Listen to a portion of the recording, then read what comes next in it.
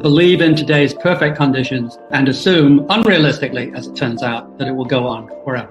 If you did that today and you extrapolated today's conditions, which are miserable, you would, of course, have the very opposite of a bubble. So that makes it unique. We're in the highest 5% of PEs, and we're in the lowest 5% of economic conditions today. So there's never been anything like that in history. And why has it happened? We know the trouble is, of course, COVID. And we know the push on stock prices is a combination of central banks, Federal Reserve, and fiscal spending. And it's global. So we have never had such a global agreement that every government is looking to spend and every government is looking for their central bank to accommodate. This is an enormous push. And what we discovered long ago is how effective that is at moving stock prices.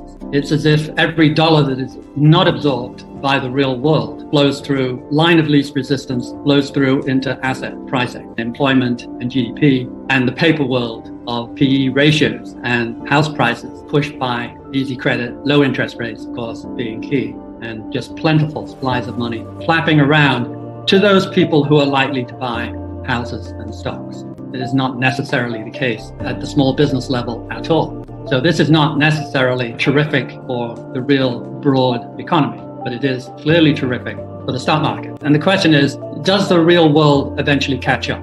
And since this is novel economy, just like the novel virus, you can't be quite as certain as you could in prior bubbles. I described our confidence in prior bubbles as near certain. All of those things, of course, occurred. And you can't be that certain this time because the forces are unique. That's going to make life more intellectually interesting. However, my bet would be, of course, that reality will catch up with the high PEs. When you buy overpriced assets, you get a guarantee of a low return. What you don't get is a guarantee of being wiped out next week. My belief is that if you're trying to time the breaking of a bubble, the value is not that important. All of them are overpriced. And whether they're overpriced at 25 times earnings or 35 times earnings, or in Japan at 65 times earnings, it's very difficult to work out in any sort of academic way, since you're dealing with craziness, where it's going to peak. I much prefer to look for signs of truly crazy behavior, because every bubble that really crashed and broke in a spectacular way, which most of them did, was preceded by craziness, by legendary stories. This was notably lacking, as I wrote and talked about over the years of the 10-year bull market. It has not been lacking, really, in this rally off the COVID low. We have seen not only a terrific rate of acceleration in the price rise, double the normal bull market, which is characteristic. That acceleration is characteristic of a late-stage bubble. But we've also seen wonderful craziness.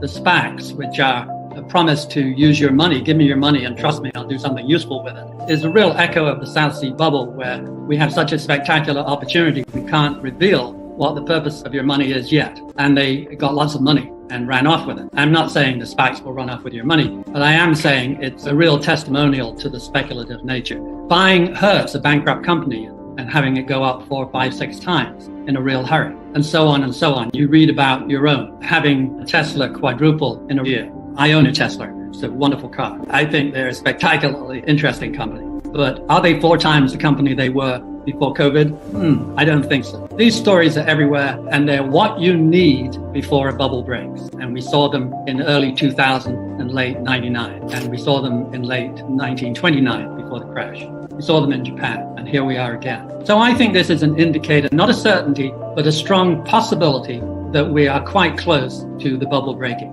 in terms of psychology. Perhaps a matter of weeks or months, not years. And I am sympathetic to the argument, what am I supposed to do? The yields are so low. But the market doesn't care that you don't have easy, safe investments to make. And your desperation is your own matter. What it does is focus on the difference between short-term and long-term. On the short term, you can say, I'm offered nothing by fixed income. I get something out of stocks, even though it's half what it seemed to be in the yield. It's still better than nothing, therefore I'll do it, and the prices rise. And that is a logic that you hear one way or the other all over the place. And then there's the argument in the long term, which is, in the end, all assets equal replacement costs. House prices go up, but if you can build one at half price, you put a ceiling on it. If you can create a new company at half price. I am a great fan of venture capital for this reason. I've spent my entire life fighting the Fed, frankly. What I will say is this, that typically the Fed wins many more rounds than we have. But in the end, we've had a knockout. In the end, the Fed has not been able to keep the tech bubble going indefinitely. It sent it over the 21 times earnings of 1929. It sent it up to 35, but it couldn't go on indefinitely. Even Japan, that went to 65. The price they paid when you finally knocked it out is here we are, 31 years later, not even faintly close to the high of 1989. If you go into their real estate market, which was an even bigger bubble, I think the biggest bubble, including the South Sea bubble ever, or tulips, they went down for 30 years, and now they're bottoming out, maybe. But they're bottoming out in central city prices at a quarter of where they came from. The land under the Emperor's Palace in 1989-90 was indeed worth the state of California, to give you some idea. But we spent a day or two checking it out. It really was true. And the price you pay for that is you could be 50 years later and still not back to that level again. I would say don't fight the Fed if you're a short-term player. But if you're a long-term player, you have to be prepared to fight the Fed on occasions. As long as inflation is not really gathering steam, when you find yourself facing a slowing global economy, you have to kick it in the tail. And it needs massive government stimulus on a sustained basis. A few years ago, I debated Jim Grant, who called me an apostate amongst value managers for hedging about this time is different. I maintain that the four most dangerous words, this time is different, should be replaced by the five most dangerous words, which is this time is never different. That is a very dangerous idea to think that you can never have important permanent changes. And I think almost everything has changed since 2000. So the certainties that we used to have no longer exist. But that was 5 years ago. That was before the most massive move against value. On any way you care to measure it now, we are off the scale. So I don't think a value is as dependable and useful a weapon as it was for 70 years prior to 2000. But I think it's a very handy weapon when you push the parameters so far that it hits historical lows against growth stocks. So we may not snap back 120%, I would have calculated 20 years ago, but we are going to have a very big reversal in favor of value stocks sooner or later. I think we can be pretty safe about that. And one of the things comes down to the nature of the facts. I don't recommend necessarily going short, but I do recommend owning as few US equities as you can face. Emerging equities, emerging markets are not only at an unprecedented low relative, but they are actually quite cheap, absolutely, compared to the US on their own. And who are they? They're China, who is going to represent, according to the World Bank, over 30% of the entire world's growth over the next 20 years, and India, which is going to be an increasingly important player. And then you have the Brazils and so on. Collectively, they are much the bigger part now of the global GDP.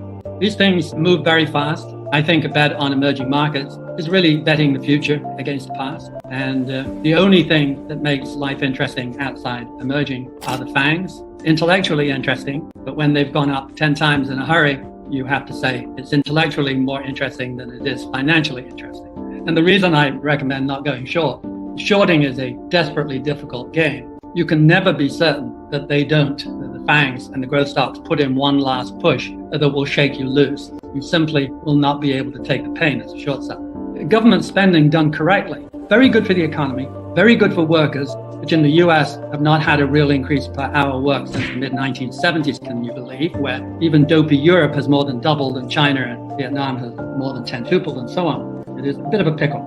My advice, really quite simple.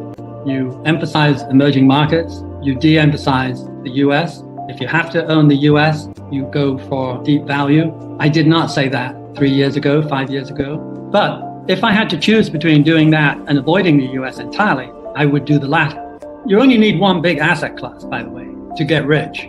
Emerging markets, as I said, is way over half of the global GDP.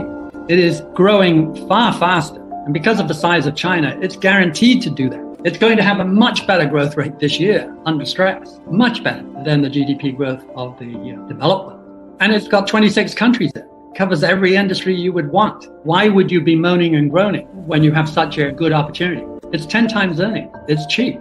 It's a great opportunity. By and large, in most of the things that matter to me, I have to make the sick joke that yes, America is exceptional. It's become exceptionally bad in that we have the worst life expectancy, the worst morbidities, the worst social measures of almost anything, children to 16-year-olds, number of people in prison, number of people who get shot, on and on and on. It's quite distressing. However, the old rates of 15% maybe will never come back again, but 3% I think we can do. Let me just point out that debt is simply double entry bookkeeping. For every dollar of debt, there is someone who is owed a dollar. Why would I care if every other Japanese owns every other Japanese tons of money, so that in total, the debt looks intimidating by historical standards?